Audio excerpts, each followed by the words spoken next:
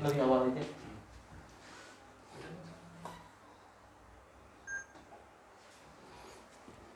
Ya.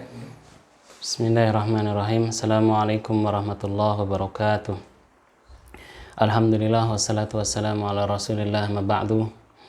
Saudaraku yang mudah-mudahan dirahmati Allah, kita bersyukur kepadanya yang memberikan kita kesehatan sehingga kita bisa berpuasa di bulan Ramadan ini, memperbaiki amal kita dan beribadah di dalamnya. Saudaraku yang mudah-mudahan dirahmati Allah, dalam kesempatan yang berbahagia ini saya ingin menyampaikan tema mengenai husnul khatimah.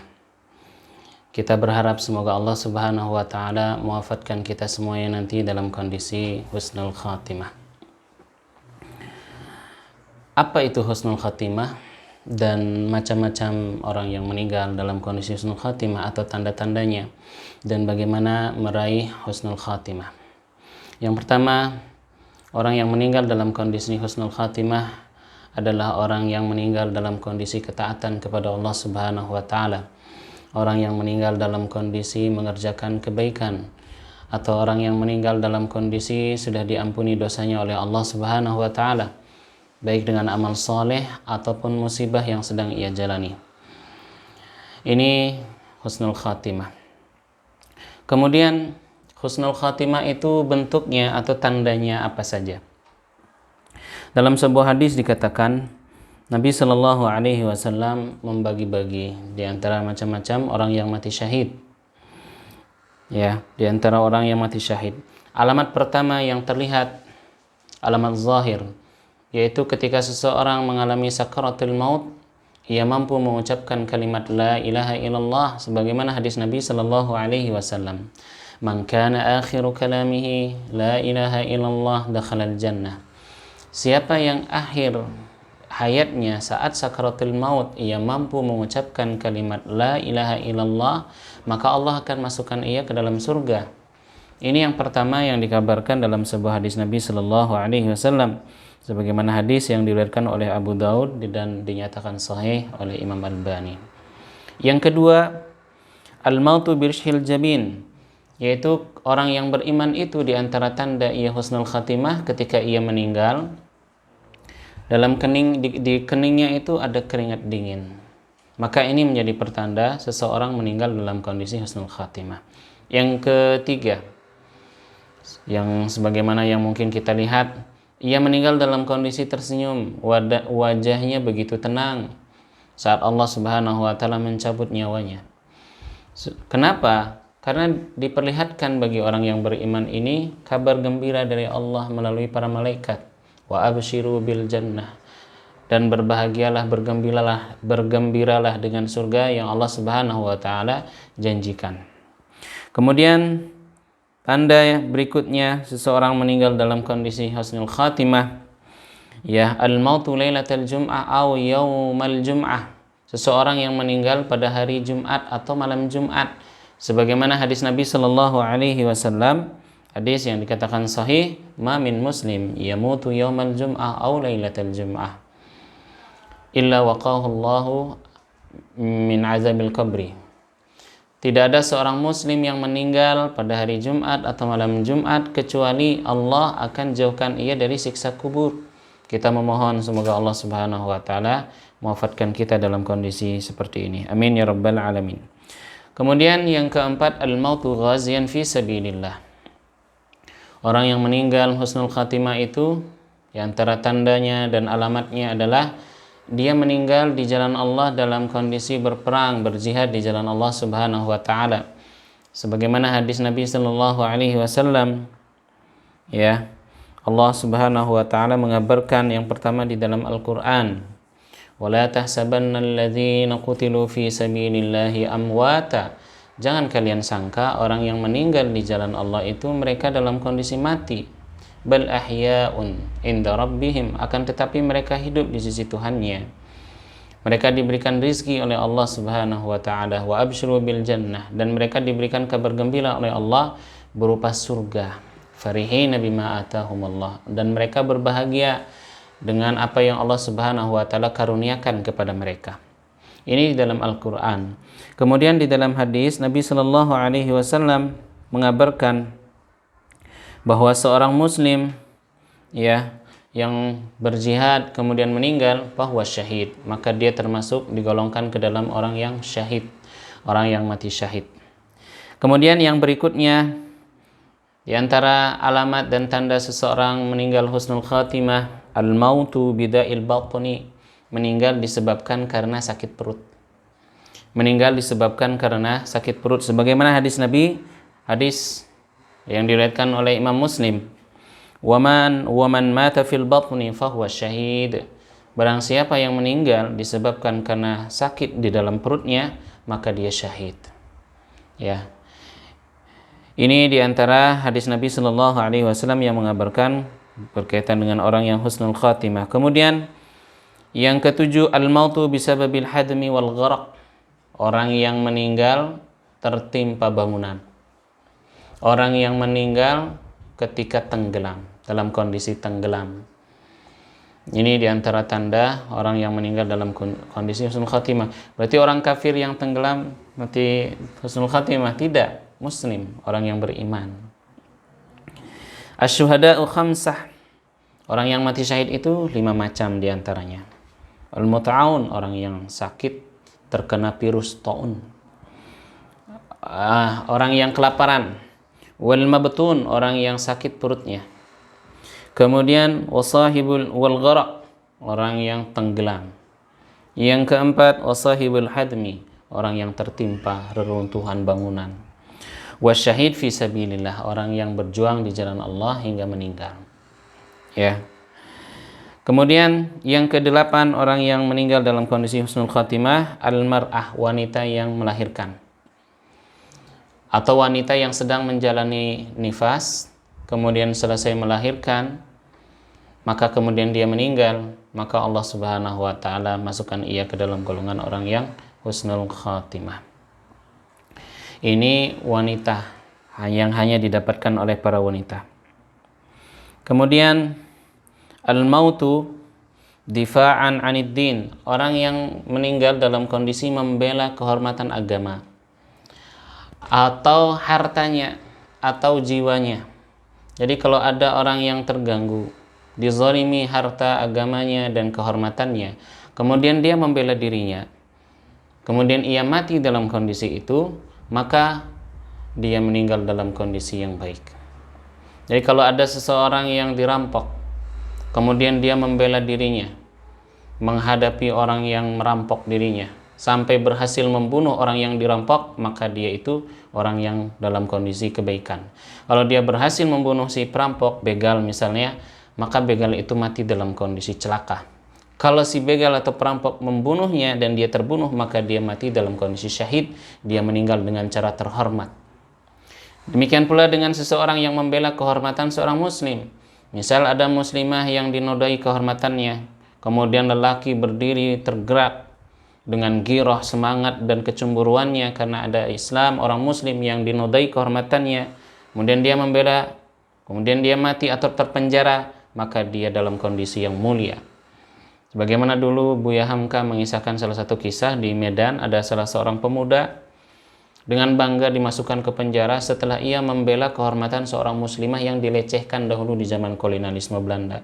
Kemudian ketika dia diikat, dipoto oleh wartawan, dimasukkan ke penjara, kepalanya tegak. Lebih baik masuk penjara dengan mulia daripada melihat seorang muslimah dilecehkan kehormatannya, dinodai. Ya, dia tidak rela melihat ada orang muslim dengan girahnya, kecemburuannya yang begitu besar kepada Islam, tidak rela Islam ini dilecehkan. Orang yang meninggal dalam kondisi seperti itu, maka dia dikategorikan sebagai orang yang syahid. Ya. Kemudian di antara tanda seseorang meninggal dalam kondisi husnul khatimah, ya, al-mautu bit-ta'un, meninggal terkena wabah virus. Kalau kita yang sedang kita hadapi sekarang, wabah COVID-19 corona. Seorang muslim yang baik, dia menahan dirinya, melindungi dan menjaga dirinya, berdiam diri di dalam rumahnya. Kemudian qadarullah, Allah menakdirkan ia terkena wabah dan virus. kemudian ia meninggal karena itu, maka ia meninggal dalam kondisi yang baik. Jadi seseorang yang meninggal terkena wabah dan virus ini adalah orang yang mulia. Karena itu tidak layak seorang muslim yang meninggal dikarenakan terkena virus corona, kemudian jenazahnya ditolak sana sini, ini merupakan aib.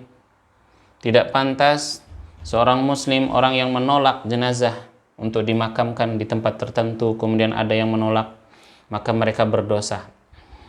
Ya, Nabi Shallallahu Alaihi Wasallam mengatakan dalam sebuah hadis yang diriwayatkan oleh Imam Muslim, at-ta'un syahadatu kulli muslim. Wabah ta'un, wabah virus yang menular kayak corona zaman kita sekarang ini merupakan saksi akan kemusliman seseorang. Ya, menjadi syahadah, menjadi tanda syahid seseorang meninggal dalam kondisi yang baik. Tapi kita tetap memohon semoga Allah menjauhkan kita dari wabah ini. Amin. Dalam hadis yang diriwayatkan oleh Aisyah, Nabi Shallallahu Alaihi Wasallam itu menjelaskan, bertanya Aisyah radhiyallahu anha kepada Nabi Shallallahu Alaihi Wasallam berkaitan dengan ta'un, wabah. Fa akhbarani, maka Rasul Shallallahu Alaihi Wasallam mengabarkan kepadaku bahwa ta'un, wabah, virus yang menular yang ganas, yang bisa menyebabkan kematian pada orang yang terkena ini, ya, azabun, itu adalah azab dari Allah yang Allah berikan kepada orang-orang kafir. Jadi kalau orang kafir terkena wabah virus, bukan syahid, tetapi azab dari Allah. Adapun orang yang beriman yang terkena wabah dan virus ini merupakan rahmat dari Allah Subhanahu wa Ta'ala. Kita berarti mohon agar dikasih rahmat, tidak. Kita memohon agar dijauhkan dari virus, dari penyakit ini. Ini kabar gembira dari Allah Subhanahu wa Ta'ala. Jadi ketika seorang muslim menghindari diri dari virus, itu merupakan cara ia agar terhindar dari takdir yang buruk. Ketika ia terkena, maka mudah-mudahan itu menjadi pertanda Allah Subhanahu wa Ta'ala memberikan ia husnul khatimah. Itu hadisnya sahih riwayat Bukhari. Ya, man min ahadin yaqa'u ta'un fayamkusu fi baladihi. Tidak ada seorang muslim ketika terjadi wabah dan virus ta'un ini, seperti corona zaman kita sekarang, kemudian ia berusaha mencegah dirinya itu agar tidak terkena virus ini, dia berdiam diri di rumah, stay at home.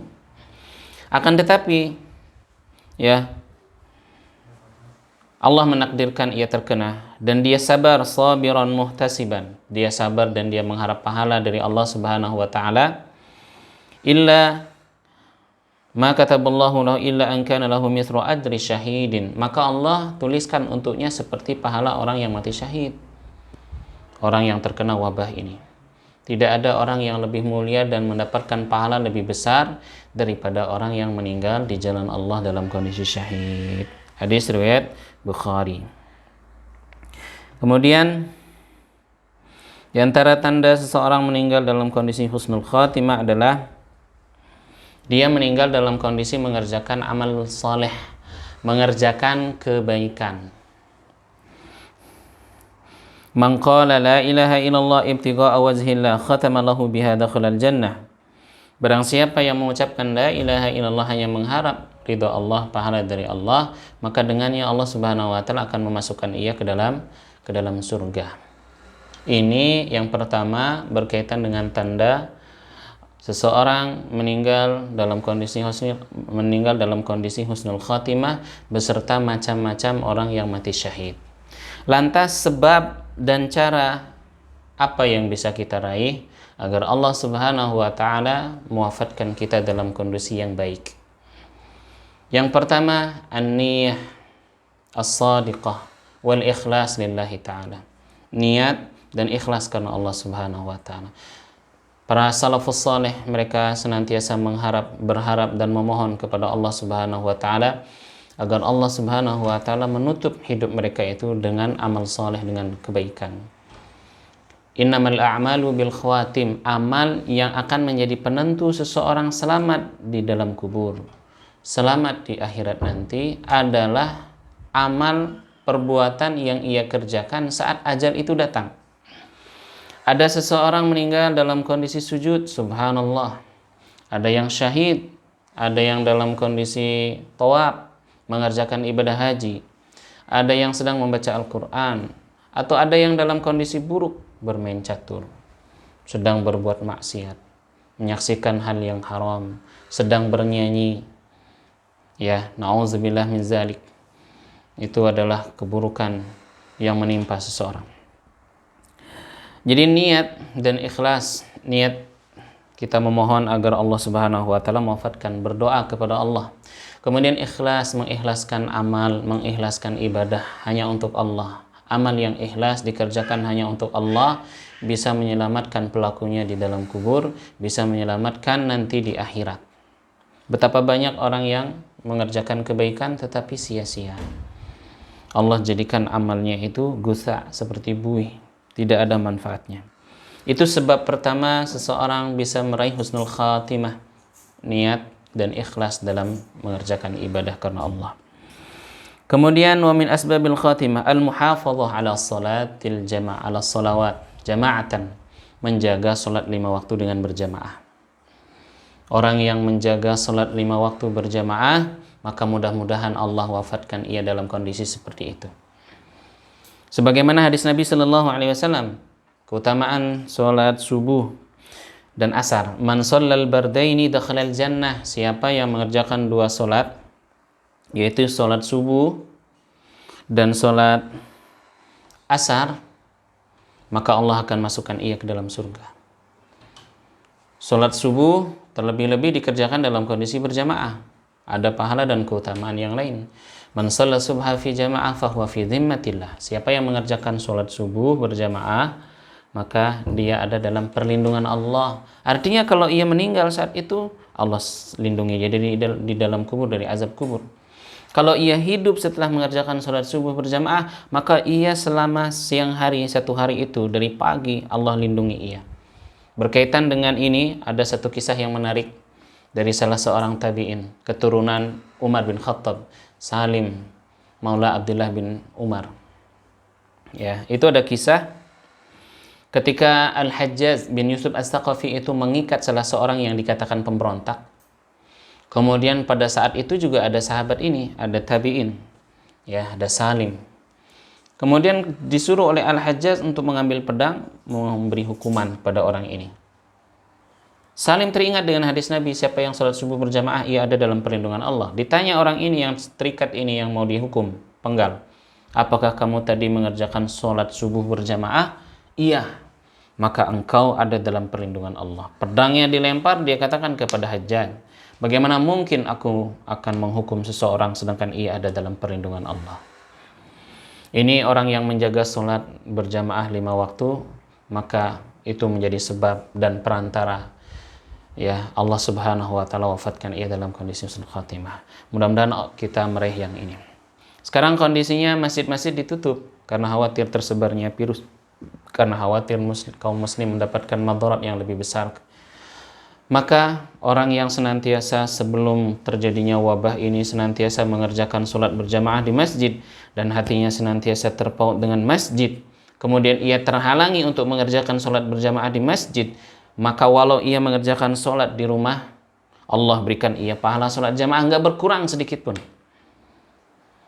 Sebagaimana Allah memberikan pahala qiyamul lail bagi orang yang mengerjakan sholat isya berjamaah, kemudian ia tidur. Selama tidurnya itu, setengah malam itu, Allah berikan pahala ruku, sujud, tasbih, tahmid, takbir, hauqalah, dan pahala berdoa. Apalagi kemudian subuh berjamaah, maka 1 malam penuh itu Allah berikan ia pahala orang yang mengerjakan qiyamul lail.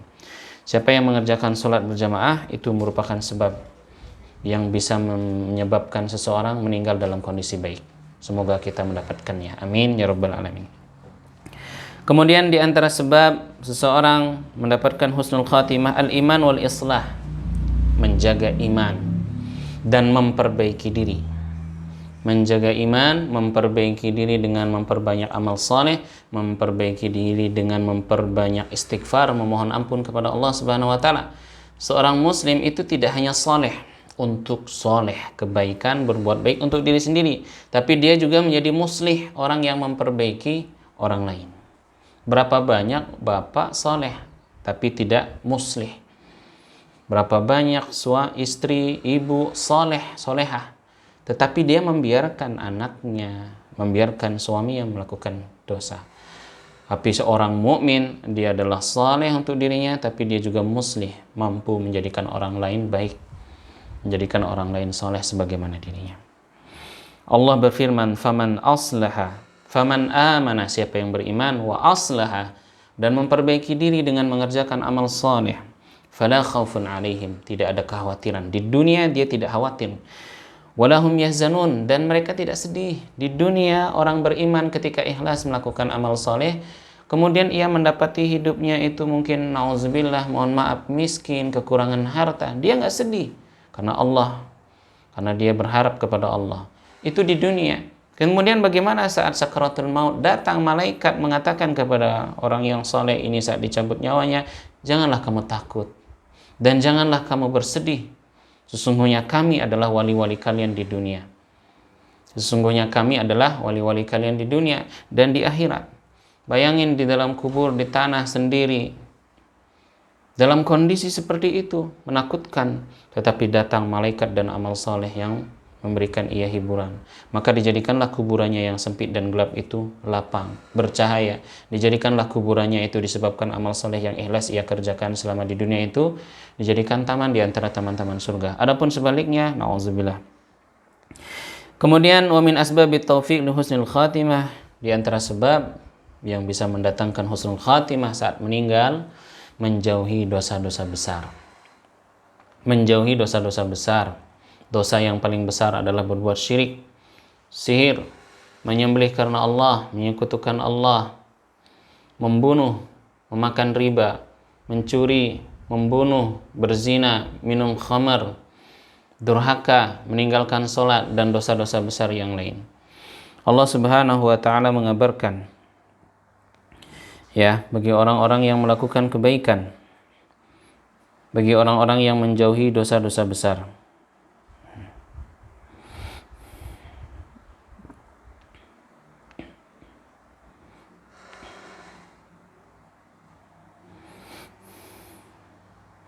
In tajtanibu kaba'ir, kalau kalian menjauhi dosa-dosa besar, nukaffir ankum, maka kami akan menghapus kesalahan-kesalahan kalian.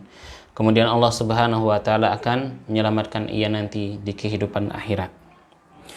Kemudian di antara sebab seseorang mendapatkan amal saleh, ya, luzumu hadi Nabi sallallahu alaihi wasallam, mengikuti sunnah Nabi sallallahu alaihi wasallam, senantiasa berpegang teguh dengan Al-Quran dan sunnah Nabi sallallahu alaihi wasallam, mengikuti para ulama, mengikuti jalannya para sahabat, para salafus saleh, ya, mentaati mereka, mempelajari kisah-kisah mereka, mencoba memperbaiki diri dengan membaca kisah para sahabat yang luar biasa, kisah tabi'in yang luar biasa, kisah salafus saleh, orang-orang yang luar biasa kedermawanannya, luar biasa ibadahnya, luar biasa keilmuannya, luar biasa kebaikannya, ya, luar biasa lapang dada dan kesabaran mereka ketika menjalani kehidupan di dunia. Ini mampu menjadikan kita orang yang istiqomah, mampu menjadikan kita orang yang teguh di atas iman. Kemudian wa min asbabit taufiq al-bu'du an zulmin nas, di antara sebab yang lainnya itu adalah tidak menzalimi orang, tidak menzalimi orang lain, tidak menyakiti orang lain, tidak menggunjing orang lain, tidak menggibah orang lain, tidak mengambil harta orang lain, tidak melecehkan kehormatan orang lain, tidak mengejek orang lain.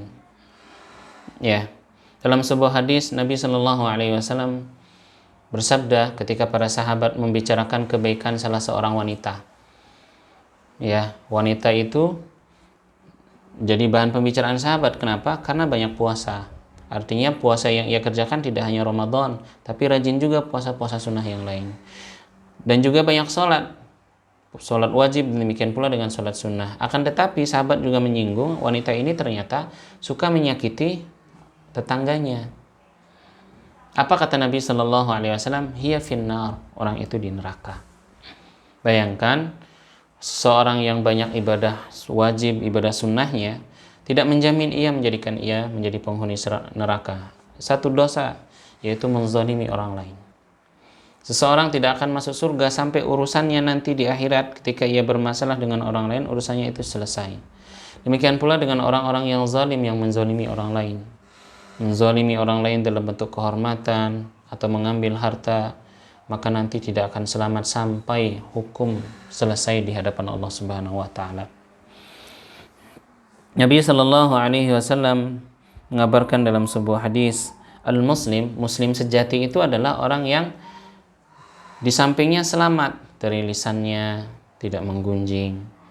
Jadi muslim yang baik mampu menahan dirinya, menahan lidahnya untuk tidak menyakiti orang lain. Ini di antara sebab-sebab yang bisa mengantarkan seseorang meraih akhir hidup yang baik, yaitu husnul khatimah. Semoga Allah Subhanahu wa taala menjadikan kita pribadi-pribadi yang senantiasa melakukan kebaikan, baik dalam kondisi sendiri ataupun dalam kondisi terang-terangan di hadapan orang. Semoga Allah menjadikan kita di antara hambanya yang diberikan amal baik saat menjelang kematiannya. Amin ya rabbal alamin. Terima kasih. Mohon maaf. Assalamualaikum warahmatullahi wabarakatuh. Sudah berapa menit?